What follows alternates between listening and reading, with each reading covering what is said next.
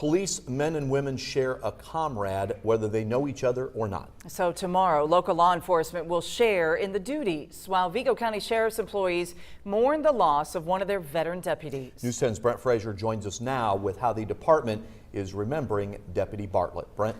Mike Patrice, from 7 o'clock this morning until 11 o'clock tomorrow night, Indiana State Police and Terre Haute City PD officers will be taking over road patrol for Vigo County, so they can give longtime friend and colleague Bob Bartlett a proper farewell. 51 is too young to die. No one knew how little time Deputy Bob Bartlett had, not even after doctors diagnosed him with cancer 45 short days ago. Bob was the type that would tell a story about himself, and he had a wonderful, wonderful memory. Bob Bartlett, the deputy, is once again the story, and his comrades are sharing their memories of him with the world.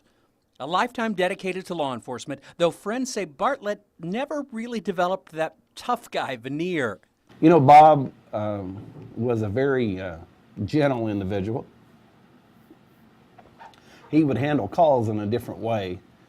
You never ever heard Bob get excited on the radio, and you never ever heard him yelling for help. Chief Deputy Clark Cottom says Bob Bartlett started his career behind the badge nearly 30 years ago.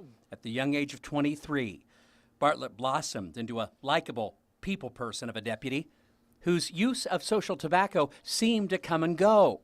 Thus the message Bartlett shared during one of his sicker times with his supervisor, Cottom. I asked him, I said, is there anything that I can do?